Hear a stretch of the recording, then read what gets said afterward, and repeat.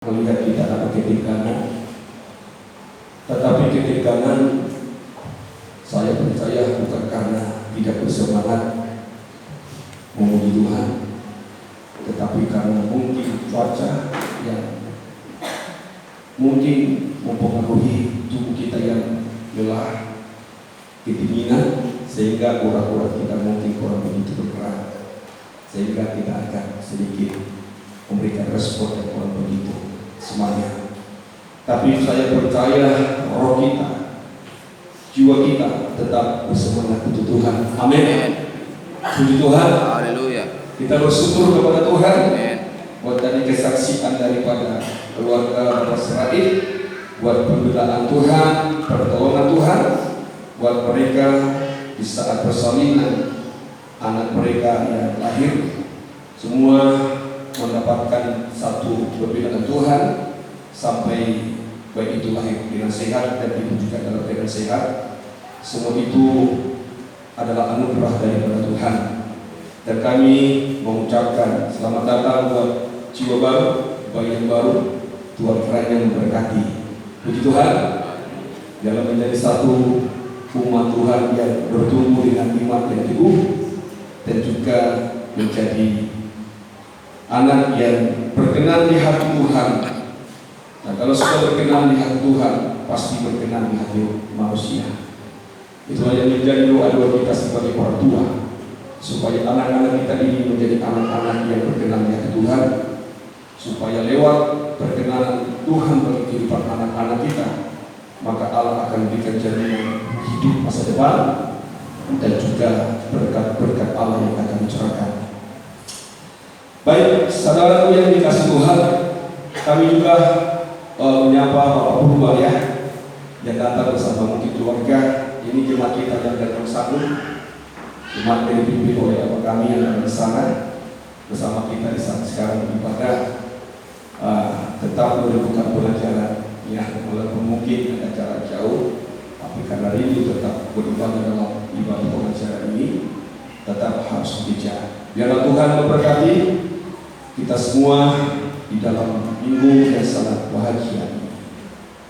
Saudara, sebagaimana firman Tuhan yang kita sudah pelajari dalam minggu kita, yang dimana firman Allah yang mengatakan satu pernyataan Tuhan yang tertulis di dalam Ibrani pasal yang kedua itu, di mana Tuhan mengatakan, aku akan mengguncangkan. Sekali lagi, dan kata pengguncang sekali lagi Tuhan katakan menunjuk pada perubahan segala sesuatu. Kita nanti akan melihat di sini saya diajak Tuhan, diajak oleh kebenaran Tuhan ini, bagaimana nanti kita melihat satu pernyataan Allah bahwa Allah mengguncangkan sekali lagi bumi dan langit, tetapi Tuhan juga menyatakan sesuatu ada yang tidak terguncangkan. Ya, ada satu yang tidak terguncangkan, walaupun semua terguncang, langit terguncang, bumi terguncang, tapi Tuhan juga menubuatkan, menyatakan satu firman nubuat yang mengatakan ada yang tidak terguncang. Nah, inilah nanti yang kita mau pelajari pada saat minggu ini. Siapakah yang tidak terguncangkan, dan bagaimana kita menjadi orang yang tidak terguncangkan itu? Walaupun kita menjadi orang Kristen, tetapi kita belum tentu menjadi orang yang tidak terguncang. Tetapi kita harus belajar dari kebenaran firman Allah. Kalau Tuhan berkata ada sesuatu yang tidak terguncangkan, dan Tuhan berfirman kita telah menerima hal kerajaan yang tidak terguncangkan, ini sangat begitu luar biasa bagi saya. Kalau dunia ini kan keadaan selalu terguncang, berubah-ubah, tapi Tuhan berikan kepada saya sesuatu hal yang tidak terguncangkan, namanya kerajaan yang tidak terguncangkan. Nah, kita akan baca dalam firman Tuhan dalam Ibrani pasal yang ke-15 ayat yang ke-27. Puji Tuhan. Ibrani pasal yang ke-15 ayat yang ke-27. Puji Tuhan. Yang besar, ya. Ungkapan satu dari lagi menunjuk kepada perubahan pada apa yang dapat diucapkan. Ungkapan satu kali lagi dalam perbincangan Tuhan mengatakan ini untuk membuat suatu perubahan pada segala sesuatu. Diguncang nanti bumi ini akan masuk dalam perbincangan Allah. Tetapi bukan berarti bumi ini akan ada lagi. Tetapi Tuhan katakan bumi akan berubah, langit akan berubah. Tapi di sini kita tidak melihat perubahan yang apa yang dimaksud oleh Tuhan. Tapi ayat-ayat selanjutnya firman Allah mengatakan keubahan langit dan bumi yang ada sekarang akan menjadi satu lautan api yang menyala-nyala. Itu perubahan. Maka kita harus memiliki satu keyakinan yang pasti dalam firman kita. Bumi yang kita tempati sekarang dan langit yang kita cucuk ini di satu saat akan diubah oleh Tuhan menjadi neraka. Namanya neraka jahanam. Namanya Gehenna. Kalau sekarang yang ada masih neraka yang kecil, namanya Hades. Tapi satu saat nanti akan Allah menciptakan neraka jahanam namanya, yaitu neraka kekal selama-lamanya. Itulah penghukuman umat manusia yang berdosa untuk selama-lamanya. Itu namanya Gehenna. Saya yakin apa yang dikatakan oleh Tuhan berubah segala sesuatu yang ada di langit dan di bumi. Perbincangan itu mengarah kepada keubahan, yaitu kepada Gehenna, neraka selama-lamanya. Bukan Hades. Hades sekarang masih ada. Itulah tempat orang kaya yang bersama Lazarus. Di waktu orang kaya meminta kepada Lazarus, berikan aku setetes air. Dia sekarang ada di dalam Hades, namanya neraka kecil. Maka di saat manusia mati di luar Tuhan, langsung rohnya itu ditaruh di Hades. Hades itu neraka sementara, neraka kecil. Sebelum nanti masuk neraka jahanam, yang itu neraka untuk selama-lamanya. Itu perubahan yang dikatakan Tuhan dalam Ibrani pasal yang ke-12. Ya, supaya kita tidak melihat nanti, tetapi kita bersyukur dan berterima kasih kepada Tuhan. Di dalam ayat Ibrani pasal yang ke-12, ayat yang selanjutnya dikatakan, tetapi marilah kita, ini perhatikan ini yang baik, marilah kita bersukacita, beribadah kepada Allah, sebab kita telah menerima kerajaan yang tidak terguncangkan itu. Ada sesuatu yang terguncangkan, tapi ada yang tidak terguncangkan. Amin. Mari kita baca dalam ayat yang selanjutnya. Puji Tuhan. Ya.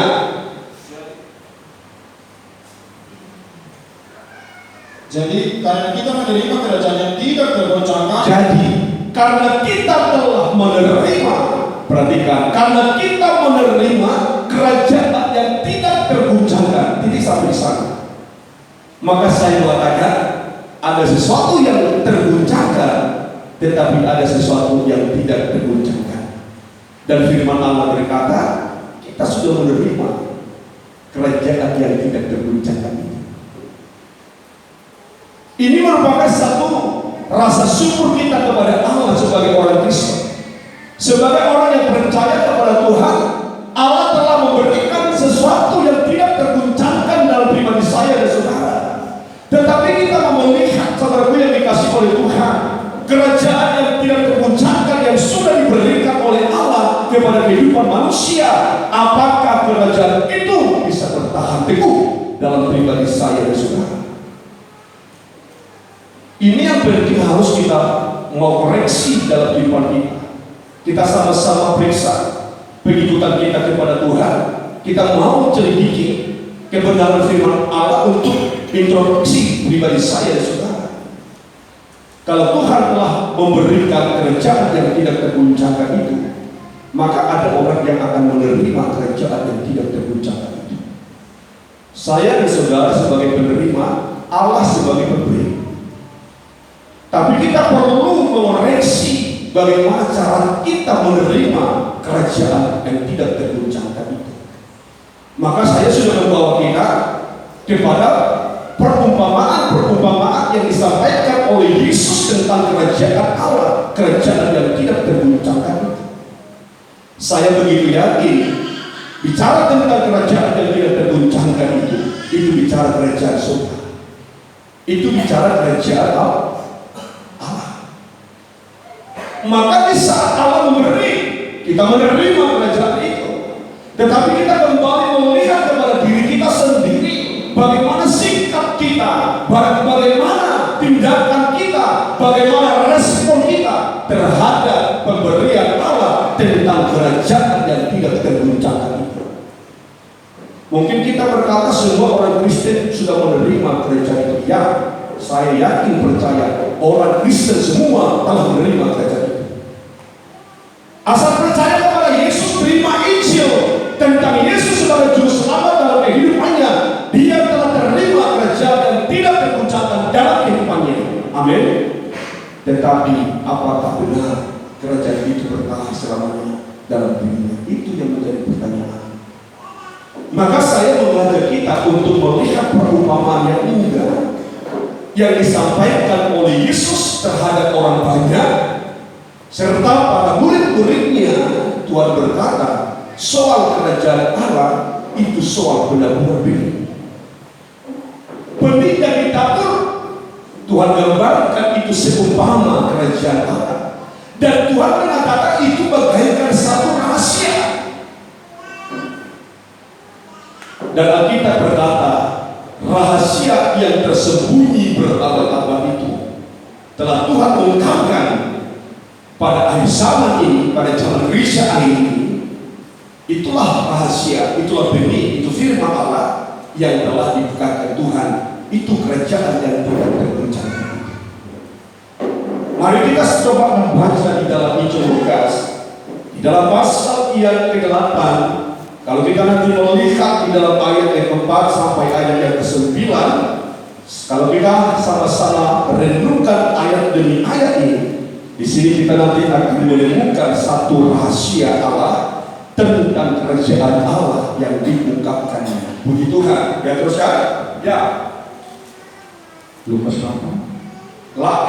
Lukas pasal 8. Lukas pasal 8 ayat yang ke-4. Puji Tuhan. Terus ya. Ya. Ketika orang banyak berbondong-bondong datang. Ketika orang banyak berbondong-bondong datang. Saya tidak mengatakan siapa itu.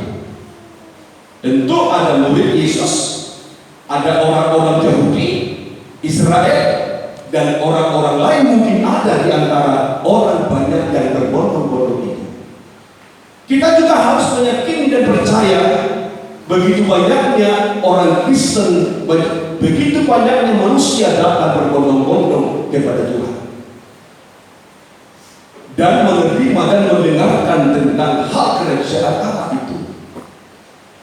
Sebab dikatakan ketika orang banyak berbondong-bondong datang, terus kan, ya, yaitu orang-orang dari kota ke kota, ya, mengakukan diri pada Yesus. Ya, terus kan, berkatalah dia dalam suatu perumpamaan. Disitulah Yesus menyampaikan satu perumpamaan yang sangat begitu indah, yang harus kita dapat mengerti dan kita pahami. Kalau saya melihat dalam perumpamaan ini, kalau Tuhan berkata itu dipakai bagi orang-orang yang tidak mendapatkan karunia akan rahasia Allah itu. Tetapi kita mendapatkan satu anugerah tentang rahasia Allah itu. Rahasia kerajaan Allah itu. Kita nanti bisa melihat di mana Yesus mengungkapkan rahasia kerajaan Allah tidak lain dan tidak bukan itu adalah benih yang ditaburkan di tanah-tanah. Itu adalah firman Allah yang hidup. Kita lanjutkan pembacaan puji Tuhan. Terus ya, adalah seorang penabur keluar untuk menaburkan benihnya. Ya. Pada waktu dia menabur, Ya, sebagian benih itu jatuh di pinggir jalan, ya, lalu diinjak orang dan berkumpul di udara, makanya sampai habis. Kita melompat ayat yang ke-9. Terus ya. Murid-muridnya bertanya kepadanya, Ya. apa maksud perumpamaan itu? Apakah maksud perumpamaanmu itu, Yesus? Kalau mereka berkata, Guru, sebab murid dengan Yesus adalah hubungan antara murid dengan guru. Murid tidak tahu perumpamaan apa yang diungkapkan oleh Yesus itu. Begitu banyak orang Kristen tidak tahu apa yang terkandung dalam hati Tuhan. Walaupun kita menjadi orang Kristen, artinya mengikut Kristus berabad-abad lamanya, bertahun-tahun lamanya, tetapi kita belum tentu mengerti dan memahami apa maksud dan pikiran Allah. Kita tidak boleh terlalu bangga menjadi orang Kristen tanpa kita mengerti dan memahami apa ada di dalam hati pikiran Tuhan. Di sini kita melihat apa maksud perumpamaan itu Tuhan. Tuhan berkata, bagimu diberikan karunia untuk mengerti, memahami tentang hal itu, tapi bagi orang tidak. Itu bicara tentang rahasia, ya, rahasia Allah. Puji nama Tuhan. Terus kan baca, ya. Lalu ia menjawab, ya, kepadamu diberi karunia untuk mengetahui rahasia kerajaan Allah. kepadamu diberikan pengetahuan untuk mengerti tentang apa itu kerajaan. Berarti kita harus menyadari dalam ayat ini semua yang dikasih oleh Tuhan. Tadi begitu banyaknya orang berbondong-bondong mengikutinya Tuhan, tetapi mereka tidak semua mengerti tentang apa itu rahasia kerajaan Allah. Tapi Yesus berkata, kepadamu dikaruniakan untuk mengerti tentang kerajaan Allah, tetapi bagi orang banyak itu, mereka tidak tahu tentang kerajaan itu. Saya mengambil satu kesimpulan dalam hati saya saat baca firman ini. Orang yang mengerti pengajaran tabernakel yang adalah kerajaan Allah, itu adalah kasih karunia. Tidak semua menjadi orang Kristen memahami tentang pengajaran mempelai dalam pengajaran tabernakel, yang dimana berabad-abad itu dirindukan oleh semua umat manusia dalam dunia ini, tetapi Allah memberikan hanya kepada sebagian kecil dapat mengerti tentang kerajaan Allah itu. Sebab Tuhan mengatakan itu rahasia. Maka kalau saudara tidak memahami pengajaran mempelai dalam tabernakel, Allah belum memberikan karunia kepadamu tentang rahasia kerajaan Allah. Dan ini harus menjadi pergumulan bagi saya. Ini harus menjadi beban bagi kita, beban bagi anak-anak kita, beban bagi diri kita sendiri. Supaya apa? Supaya Allah memberikan hikmat, akal budi, kebijaksanaan dan Roh Kudus. Untuk apa? Untuk kita bisa memahami hal tentang kerajaan Allah itu. Sebab Tuhan mengatakan tidak semua dapat mengerti rahasia itu, tapi Allah memberikan kepada sebagian tentang rahasia itu. Maka Tuhan berkata lalu menjawab, kepadamu diberi karunia untuk mengetahui rahasia kerajaan Allah. Apa itu rahasia itu? Tadi saya mengatakan tidak lain dan tidak bukan itu benih, itu firman Allah yang hidup. Ayat 11 kita lihat sebuah yang keseluruhan.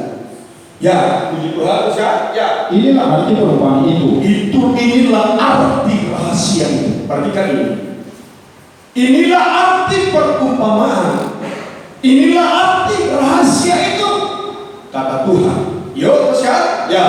Benih itu ialah firman Allah. Benih itu, rahasia itu ialah benih, dan benih itu ialah firman Allah yang itu. Dan itulah rahasia yang tertutup berabad-abad. Tetapi di waktu Yesus datang sebagai singa dari Yehuda, dalam kitab Wahyu dikatakan dia layak membuka kitab yang tertutup itu.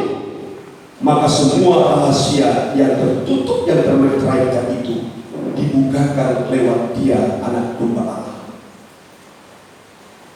Amin. Maka kita sebagai orang pengajaran bersyukur kepada Tuhan di saat di dalam pengajaran ini semua rahasia-rahasia firman Allah bisa dibukakan.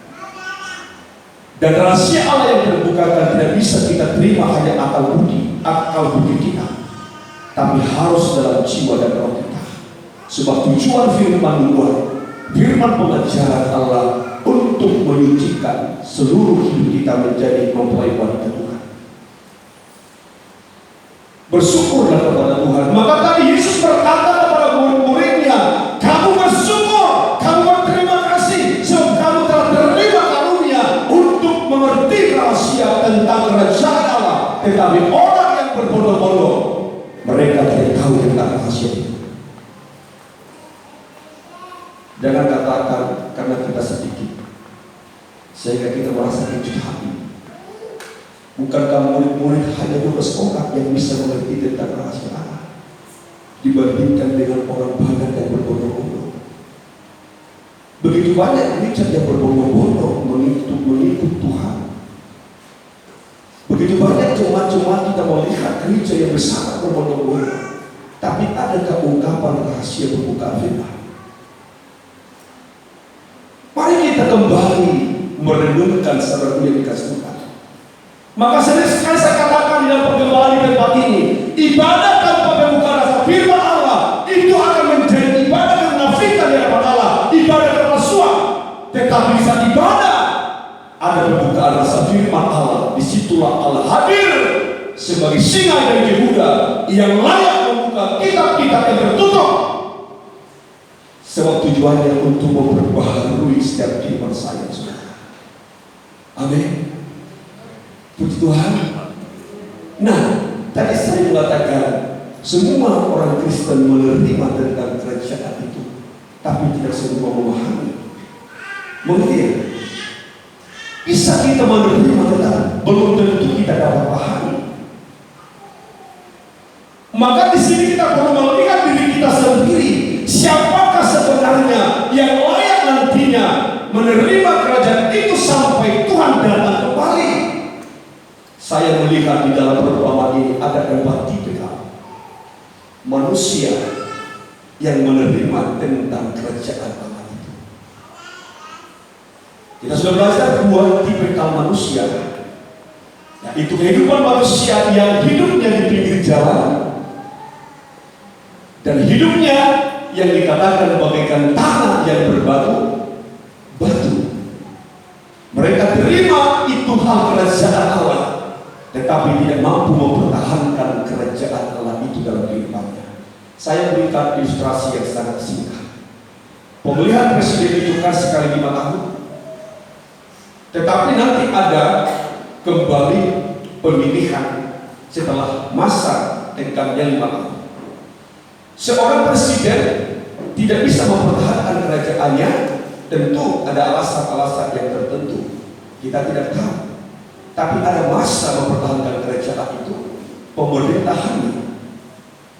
Kalau Tuhan memberikan kepada saya hal kerajaan itu, tetapi Tuhan mau bagaimana saya pertahankan kerajaan itu sampai selama-lamanya.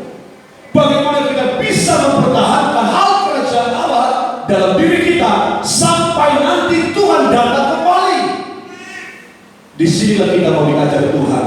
Perlu kita melihat pada tipikal manusia yang menjadi penaburan benih atau firman Allah yang bicara tentang kerajaan Allah itu. Saudara sudah mendengarkan ada manusia hatinya yang ada di pinggir jalan. Ada orang yang hatinya ada yang berbatu-batu. Orang yang berbatu-batu ini di saat mendengar firman, wah luar biasa firman itu, kan gitu kan? Dan banyak anak Tuhan, saya katakan anak Tuhan, di saat dengar firman, sukacitanya luar biasa. Wah, ada firman di gereja luar biasa, hebat firman itu. Wah, berbicara luar biasa, hebat. Seakan-akan dia sudah luar biasa atas firman. Tapi di mata Tuhan tahu, saudaraku yang dikasihi, Tuhan katakan, kamu bagaikan orang penaburan benih firman di tanah berbatu-batu.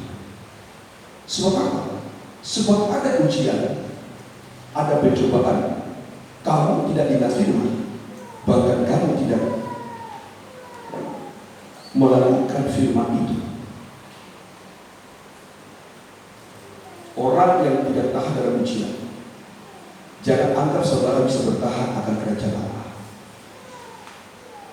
Kalau kita sebagai Kristen yang tidak mampu menghadapi pencobaan-pencobaan dalam hidup kita ini, sedikit kita diuji, kita lemah, sedikit ada problema, sedikit ada tantangan ujian dalam diri kita ini.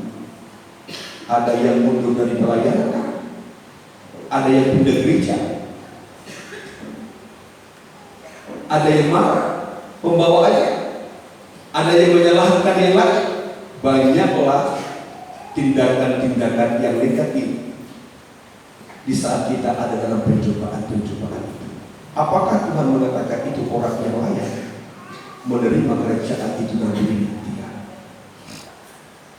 Tapi orang yang bertahan, nanti kita akan pelajari, dan bukan minggu ini, mungkin minggu depan. Orang yang memiliki firman itu bukan bertumbuh. Saya tidak setuju firman itu harus bertumbuh dalam hidup. Tapi firman itu harus berbuah. 30 kali lipat, 60 kali lipat, dan 100 kali lipat. Tadi kita mengatakan 10 kali lipat. Tidak ada 10-nya, 30, 100, 6, dan 30. Kalau orang lain pendeta di luar sana mengatakan ini ada cerita. Ini sedikit introduksi. Bisa dia berkumpul dalam satu buku mengatakan kita harus berbuah-buah. 30 kali lipat, 60 kali lipat, 90 kali lipat, dari 30 kali lipat. Ada seorang hamba Tuhan mengatakan, Pak, bukan 90 Pak, 100 ya. Kata pendeta yang berkumpul mengatakan, karena 10 Bapak itu. Lu jangan salah, satu angka pun penting dalam hidup Tuhan. Amin. Amin. Jangan main-main. Karena firman itu yang amin. Oke? Nah, kita melihat di sini saudara yang dikasih Tuhan, ada hati yang berbatu-batu, ada tanah yang berbatu-batu, tetapi Tuhan mau saya ingin kembali bagaikan tanah yang subur. Tetapi sebelum kita melihat tanah yang subur itu, nanti kita masuk ke dalam pengajaran tabernakel.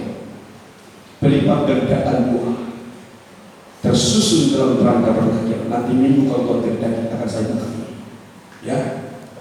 Tapi saya ingin mengajar kita sedikit melihat dalam tipikal kehidupan tanah atau manusia, hati manusia yang dikatakan bersemak duri.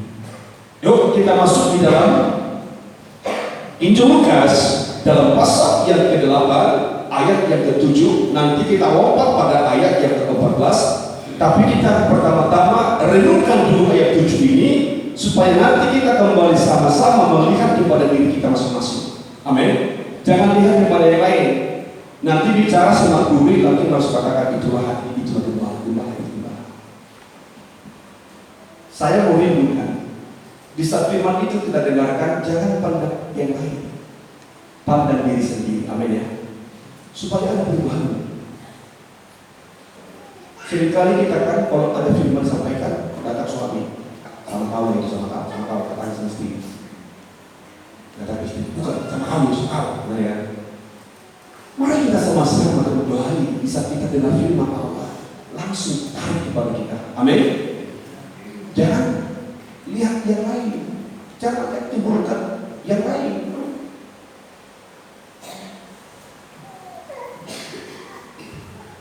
Bukan cuma saya juga terhadap bahasa itu. Waktu kami nanti bersama berdampingan dengan firman Tuhan. Nah, lihatlah firman itu sama itu.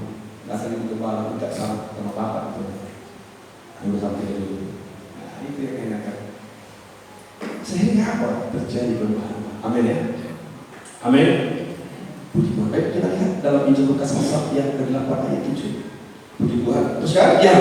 Sebagian lagi jatuh di tengah semak duri, ya, dan semak itu tumbuh bersama-sama dan menghinggapinya sampai mati. Ini sangat begitu luar biasa, satu yang dikasih oleh Tuhan. Yesus berkata lewat perumpamaan yang begitu indah. Dia berkata, sebagian benih atau firman Allah, rahasia yang terkandung dalam kerajaan Allah itu dikatakan oleh Yesus jatuh di tanah yang bersemak duri. Dan dikatakan oleh Tuhan, firman benih yang jatuh di tanah yang bersemak duri, dia tidak akan pernah bisa bertumbuh dengan sendirinya, tapi harus ada yang mendampingi. Apa yang mendampingi? Dikatakan di sini dengan tanaman-tanaman yang lain. Tentu bukan tanaman Tuhan, tetapi tanaman iblis. Ya, maka kita kembali harus introspeksi diri kita di dalam pengakuan benih. Kita melihat diri kita melihat hati kita. Apakah hati kita ini bagaikan hati yang dikatakan Yesus dalam Injil Lukas pasal yang ke-7, hati yang bersemak duri, yang dimana firman itu setiap saat dihimpit dalam hati kita, membuat firman Allah tidak bisa bertumbuh, jangankan berbuah, tetapi bertumbuh pun firman itu tidak akan pernah bisa dalam hati saya, saudara. Kalau hatimu dan hatiku menjadi semak-semak duri. Arti perumpamaan ini dijawab Tuhan dalam ayat yang ke-14.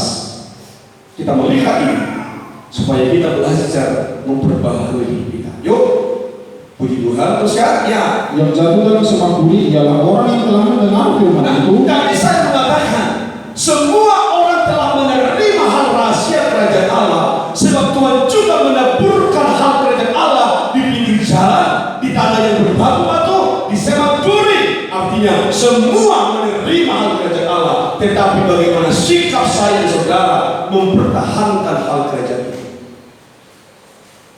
Bukankah di sini kita melihat Yesus berkata, oh Allah juga menaburkan benih di tanah yang bersemak duri itu. Ya kan? Benar kan? Bukankah Allah juga menaburkan benih di pinggir jalan?